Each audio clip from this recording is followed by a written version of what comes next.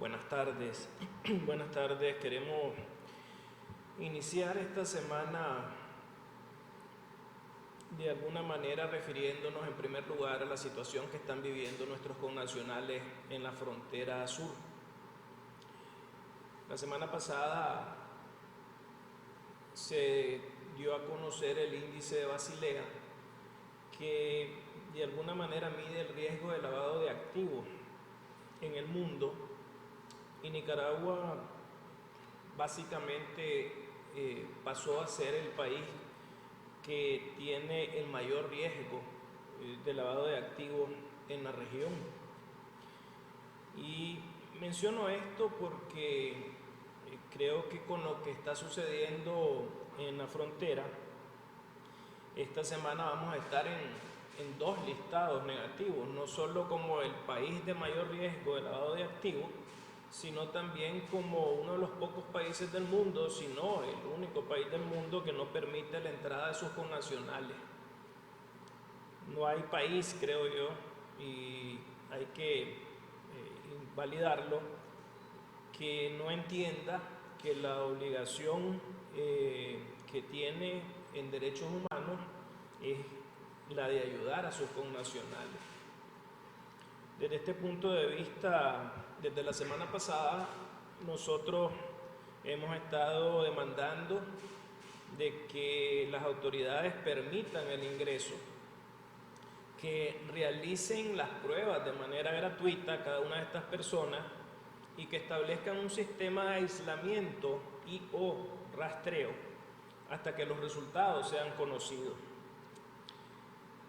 Producto de esta crisis vemos, y aquí queremos agradecer una vez más la visión humanitaria, la respuesta humanitaria del gobierno de Costa Rica, que no está dejando que nuestros compatriotas se queden básicamente manos arriba. Sin embargo, creo que es importante entender que esto genera en el propio Costa Rica una situación que, ante la falta de respuesta que le corresponde al gobierno de Nicaragua, un problema de xenofobia que tenemos que cuidar que no se desarrolle. Somos países vecinos, somos países hermanos, pero ¿qué es lo que vos empezás a leer con lo que está sucediendo? Que si los nicas son los que traen el virus, que si nos vamos a quedar sin cama los costarricenses porque ahora vamos a tener que permitir que estos nicaragüenses que estén enfermos utilicen las camas de nuestros hospitales, que si la caja, el seguro social, se va a quedar sin recursos por estar atendiendo a estos extranjeros. Creo que en ese sentido es importante, es realmente importante entender que aquí hay una crisis de derechos humanos donde estas personas tienen que poder entrar a nuestro país, que estas personas tienen de alguna manera que tener la respuesta que le corresponde a las autoridades, y aquí no quita la preocupación obviamente de proteger al resto de la ciudadanía en el país, pero para eso se establecen procedimientos, para eso se establecen mecanismos.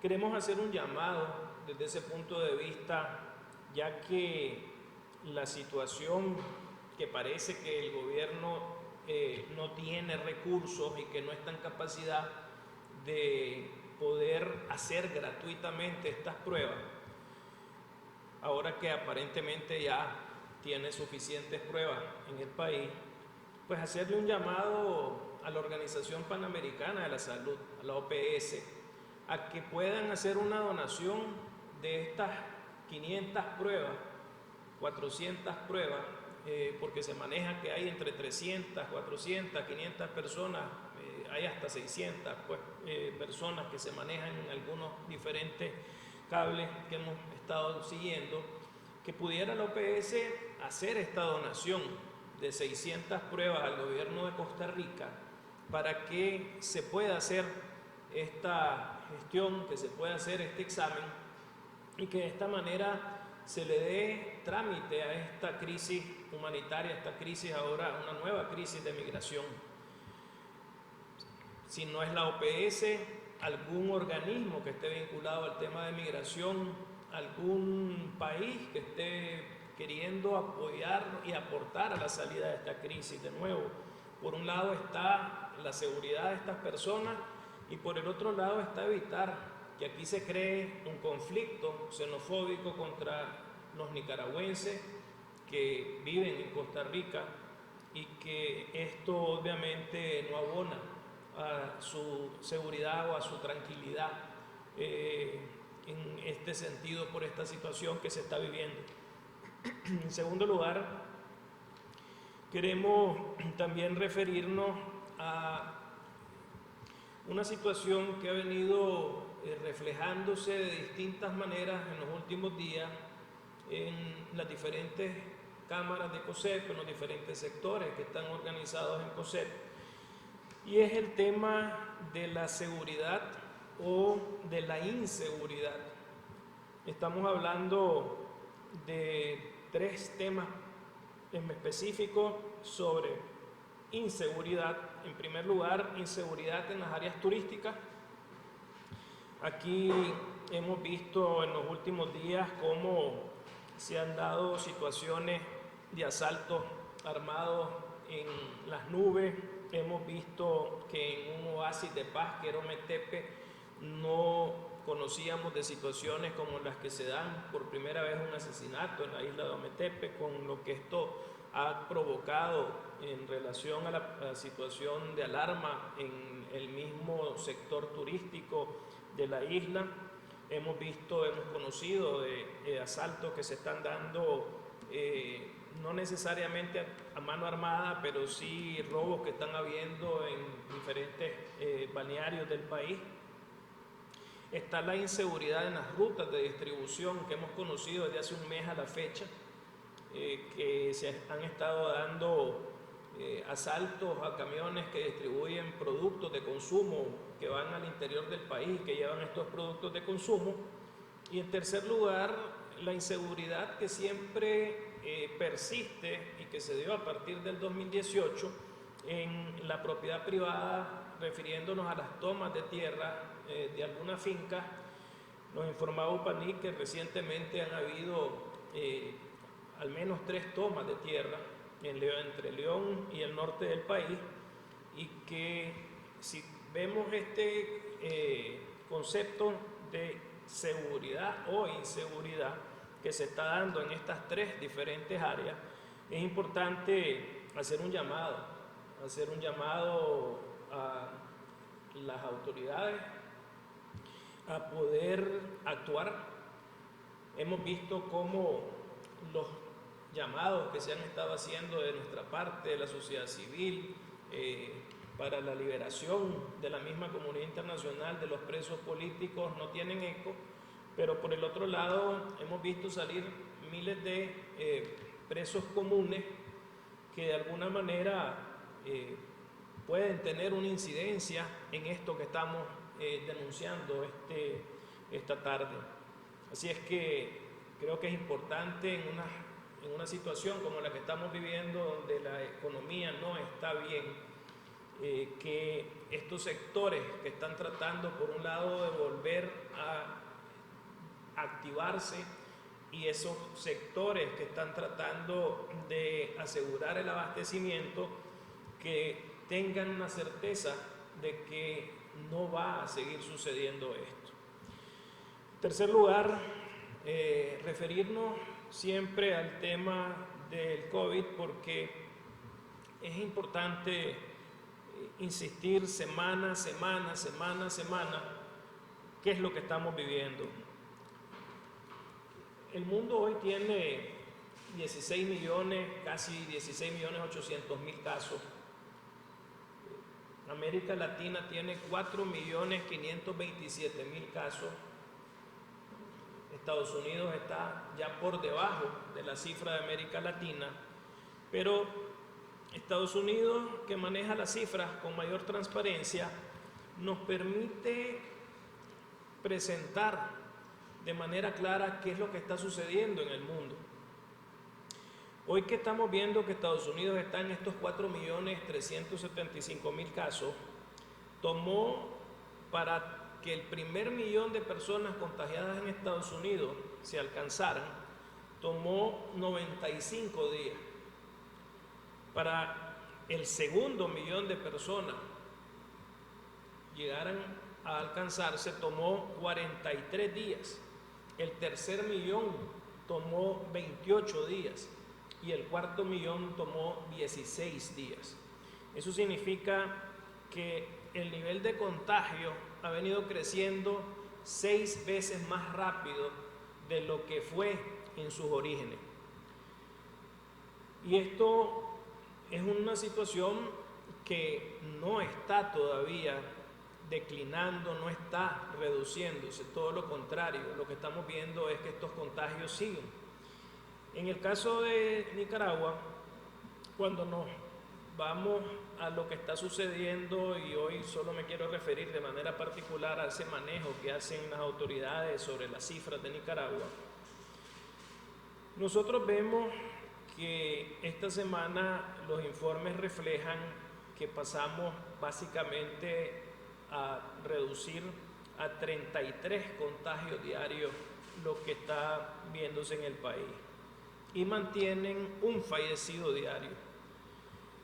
Cuando comparamos Nicaragua con lo que está sucediendo en Centroamérica, solo para ejemplificar, estamos hablando de que en Centroamérica todos los días el promedio de contagios diario es de 3.721 personas y aquí 33. Y en Centroamérica todos los días, en la última semana, el promedio diario fue de 114 fallecidos diarios, de nuevo, siendo redundante, contra un fallecido en Nicaragua. Estas cifras son importantes, insistimos en que deben de ser transparentadas porque la ciudadanía que no sigue este tipo de información, desafortunadamente toma la decisión de bajar la guardia y no es momento de bajar la guardia. En las cifras de movilización última se mejoró un poco la respuesta de la ciudadanía, pero sigue siendo muy baja. Y si hay un tema que nos preocupa es el transporte público. Y aquí el llamado, porque la gente está usando mucho más el transporte público, es a que se tomen las medidas de prevención necesarias en el uso del transporte público, que se está viendo más demandado nuevamente.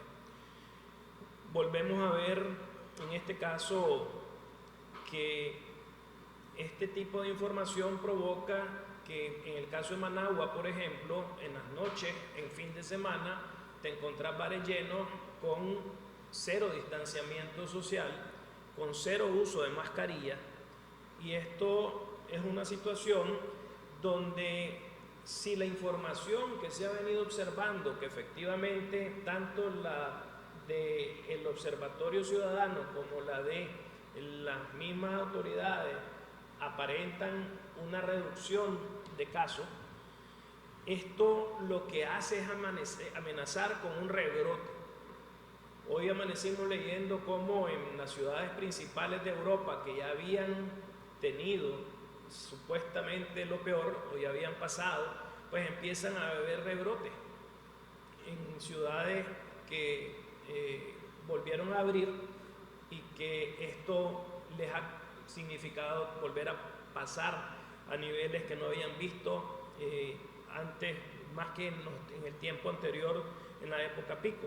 Entonces aquí el llamado es que el gobierno debe de transparentar, que el gobierno, de nuevo, ¿qué pasa con estas pruebas de PCR que está adquiriendo? Que liberalice en el caso nuestro las pruebas. Vemos aquí el llamado que le tenemos que hacer a las personas, porque esto es una decisión propia. Granada y Rivas son los departamentos con mayor responsabilidad, Masaya y Managua son los departamentos con menor responsabilidad. Y hemos tenido información esta semana de que han habido municipios ya en el interior del país donde empezamos a ver más casos que antes no habían y que empiezan a llegar, pues, municipios como La Dalia o Nueva Segovia. Entonces son temas que tenemos que ser conscientes y consecuentes, y de alguna manera si nosotros nos comparamos con Centroamérica, solo para diferenciarnos, los indicadores de restricción de movilización en el resto de los países de Centroamérica, hay una diferencia de entre 2 y 4 veces el manejo de reducción de movilización que están en todos los países de Centroamérica comparado con Nicaragua. Queremos presentar en este contexto el video de esta semana que está relacionado con lo que acabo de mencionar. Mensajes importantes para los jóvenes en relación con el COVID-19. Aunque las personas mayores de 60 años y las que padecen afecciones médicas previas presentan cuadros graves con mayor frecuencia, también se han observado casos graves en los jóvenes. Al tratarse de un nuevo virus, todavía se está aprendiendo sobre su efecto en los diferentes grupos de edad. Si padecen de síntomas moderados, quédense en casa, aíslense y vigilen la evolución de la enfermedad. No se automediquen. Si su salud empieza a empeorar, soliciten atención médica oportuna. Si alguien de la familia se pone gravemente enfermo, soliciten atención médica y todos permanezcan en cuarentena. Todas las personas infectadas, incluyendo los jóvenes, aunque presenten síntomas leves o no se sientan mal, pueden transmitir el virus a otras personas. Los jóvenes deben tener especial cuidado en proteger a los miembros de la familia de mayor edad. Para los jóvenes, quedarse en casa puede ser especialmente difícil y aburrido, pero en sus manos está tomar decisiones capaces de salvar vidas, incluyendo las de sus seres queridos. Si tienen que salir, reduzcan las posibilidades de contagiarse o propagar el C-19 lavándose las manos, usando mascarilla, manteniendo la distancia y evitando lugares concurridos. Prioricen la prevención sobre la diversión.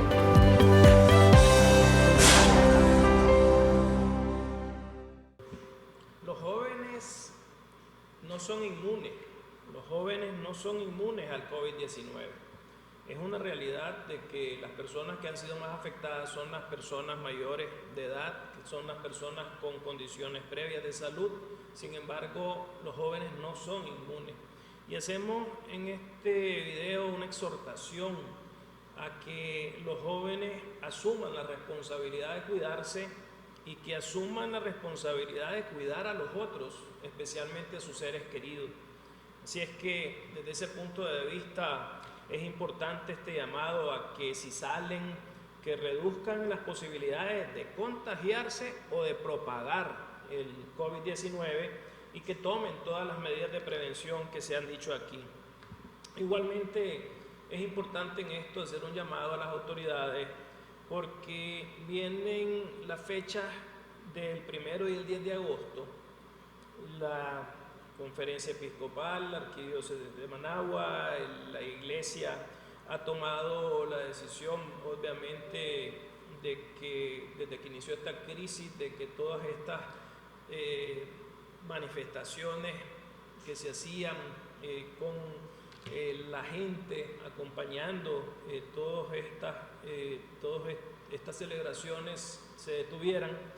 Y aquí no fue la excepción la decisión que se tomó en Managua por parte del cardenal de que el 1 y el 10 no sean presenciales, hacer ese llamado a las autoridades para que efectivamente no sigamos arriesgando el manejo de un rebrote si es que efectivamente, repito, estuviéramos viendo que se han bajado el número de casos, pero ante la falta de información, esto es una situación que lo que tenemos que seguir es insistiendo a que se eviten las aglomeraciones y que no arriesguen a la población. Así es que en ese sentido, ojalá que el 1 y el 10 de agosto no pase esta situación como la que se vivió el 19 de julio, donde vimos cómo en diferentes departamentos del país movilizaron a los partidarios en este caso del partido de gobierno, y que vamos a ver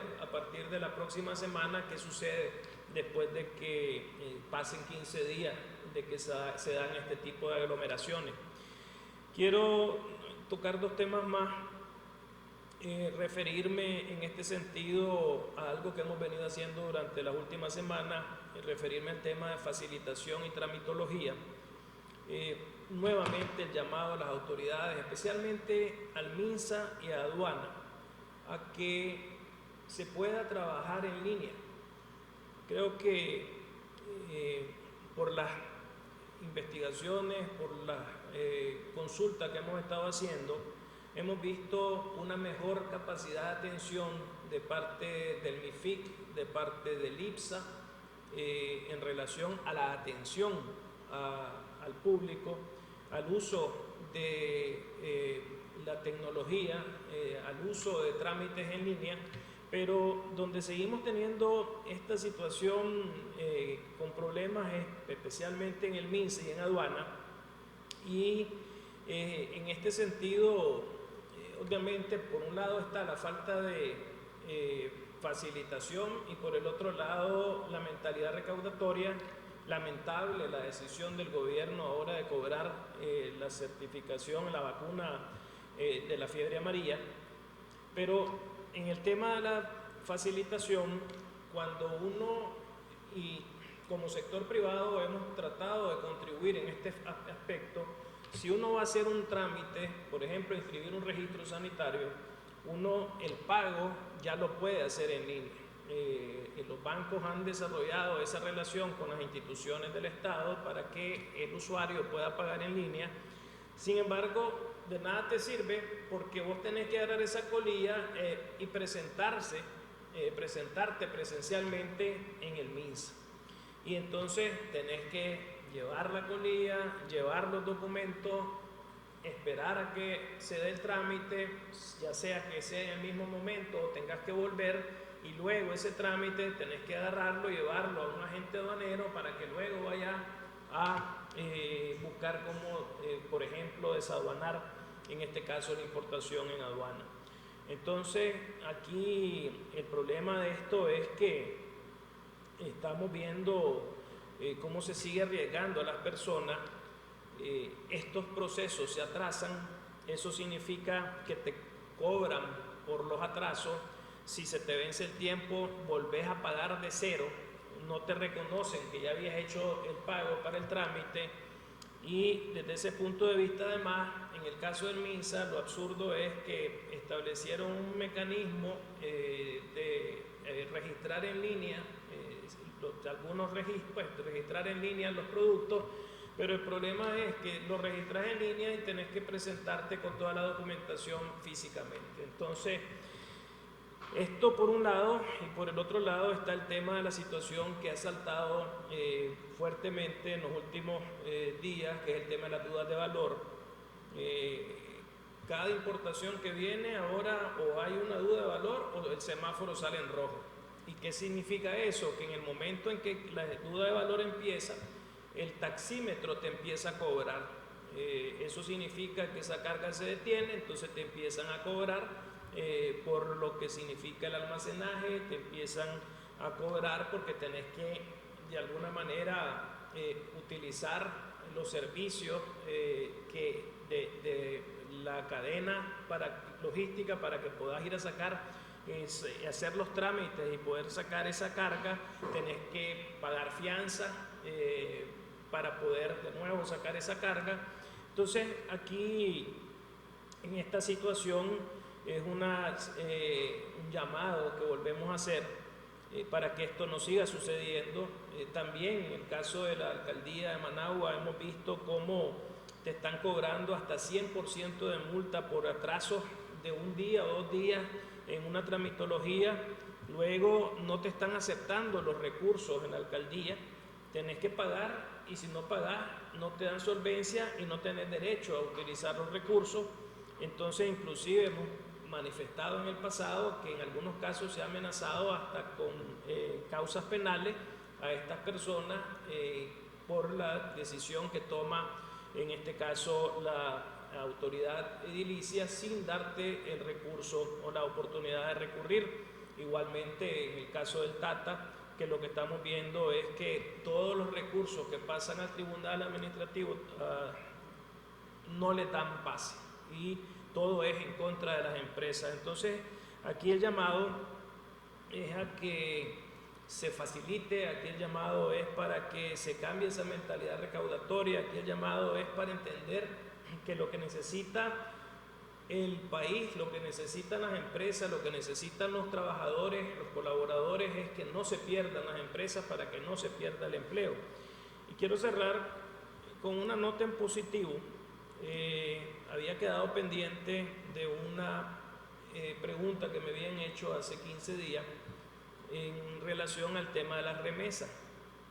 Nosotros hubo un momento cuando inició la pandemia, y aquí quiero agradecer a don Manuel Orozco, que es un experto en este tema de remesas a nivel de la región y en el caso de Nicaragua, por supuesto, y trabajando con él, viendo lo que está sucediendo en el tema de remesas en el país, ese estimado inicial que se había planteado de que podían las remesas ser afectadas hasta en un menos 10% para el año, lo que se nota es que a junio las transferencias no han caído de la manera drástica que se esperaba y que sí va a haber un decrecimiento, pero va a ser un decrecimiento positivo si las cosas siguen como están hasta el cierre de junio.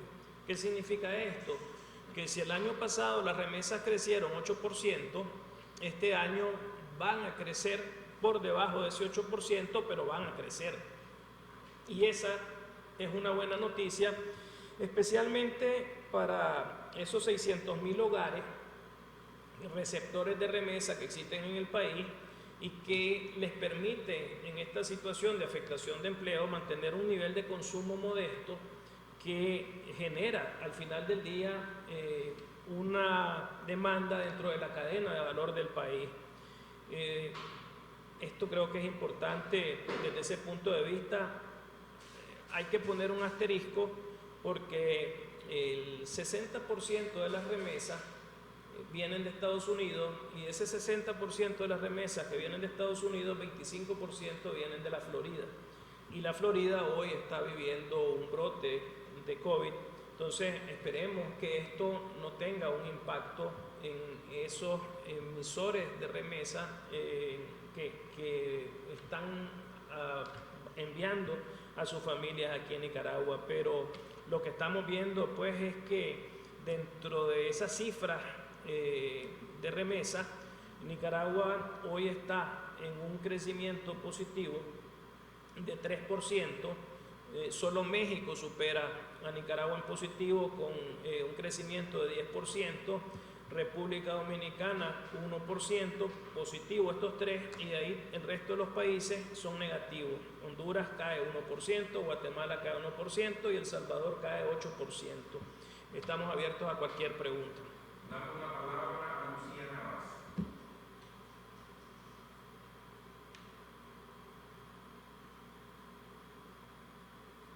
Adelante, Lucía.